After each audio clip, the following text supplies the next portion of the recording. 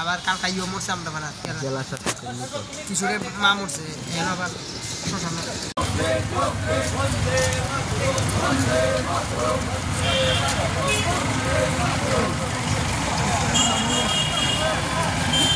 তার জন্য ধান কেটে এখনই তাদের ধান বিক্রি করার প্রয়াস তারা নিচ্ছে।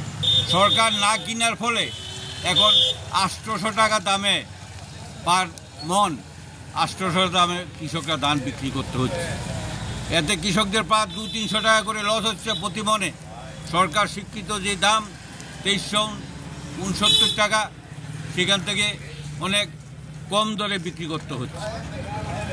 এখানে জলসেচের ব্যবস্থা নাই। এখন সামনে শুকা মরশুম, কৃষকদের জমিতে জলসেচের ব্যবস্থা নেই। জলসেচের অব্যবস্থা থাকার কারণে তারা ঠিকভাবে কৃষিপণ্য উৎপাদন করতে পারবে না। এই রাজ্যে প্রায় 60% কৃষকদের জলসেচের উৎস নষ্ট হয়ে আছে। সেইগুলো ঠিক করার কোনো তাদের পরিকল্পনা নেই। আমরা অনেকবার জানিয়েছি দপ্তর প্রধানদেরকে। এই সমস্ত গুরুত্বপূর্ণ দাবিগুলো নিয়ে আমরা আজকে সারা ত্রিপুরা রাজ্যের সঙ্গে তেলেমুড়া জেলা কিষাণ কংগ্রেসের উদ্যোগে আমরা OIDM মহোদয়ের নিকট ডেপুটেশনে দিতে যাচ্ছি। আমরা সারা ত্রিপুরা প্রদেশ কংগ্রেসের নির্দেশে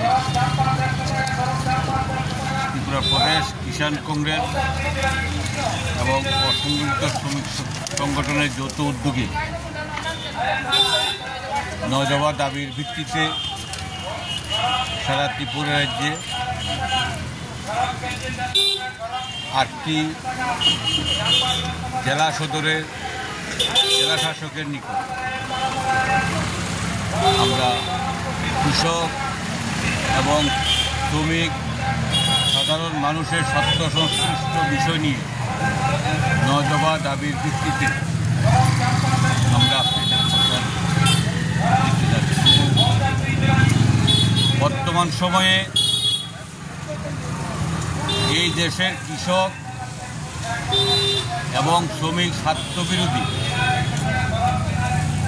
আইন প্রণয়ন নিয়ে ব্যস্ত আছেন কেন্দ্রীয় বিজেপি সরকার।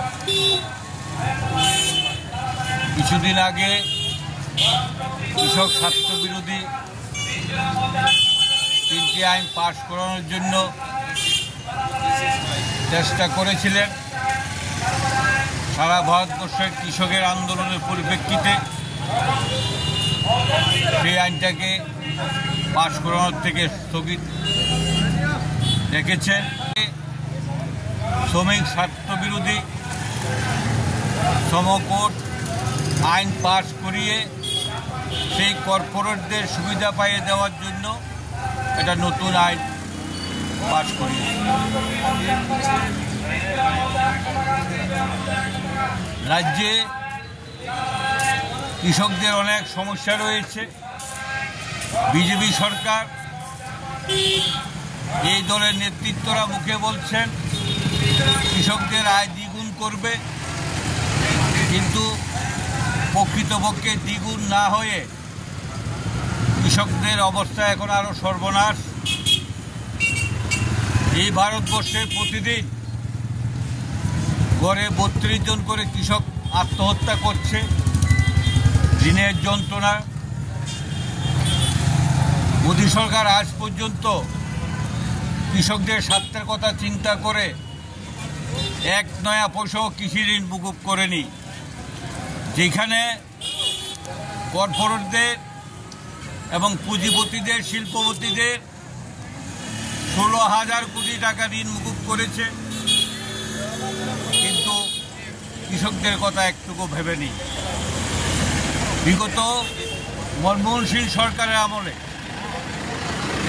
মনমোহন সিং প্রধানমন্ত্রী থাকাকালীন ৭১,০০০ কোটি টাকা কৃষি ঋণ মুকুব করেছিল কৃষকদের স্বার্থের কথা চিন্তা করে। এই রাজ্যে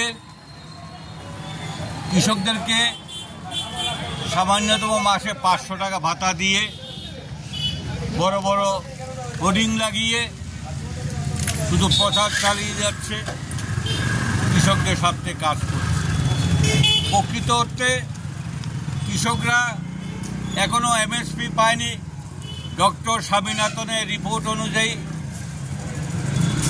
যে এমএসপি ঘোষণা করার কথা ছিল সেটা এখনও আইনে কার্যকর করেনি, যার ফলে প্রকৃত অর্থে সারা ভারতবর্ষে কৃষকরা এখনও তাদের উৎপাদিত পণ্যের ন্যায্য মূল্য পাচ্ছে না। যাতে অনতিবিলম্বে ডক্টর স্বামীনাথনের প্রস্তাব অনুযায়ী C2 প্লাস 50% প্রফিট আইনি গ্যারান্টি সহ সেটাকে বাস্তবিত করার জন্য আমরা দাবি রেখেছি এবং অনতিবিলম্বে শ্রমকোড বাতিল করার জন্য আমরা দাবি রেখেছি। অনতিবিলম্বে যাতে কৃষকদের উৎপাদিত পণ্য, এখন ধানের মরশুম, 2 মাস পরে 1 মাস পরে ধান কিনলে কৃষকরা ক্ষতিগ্রস্ত হবেন।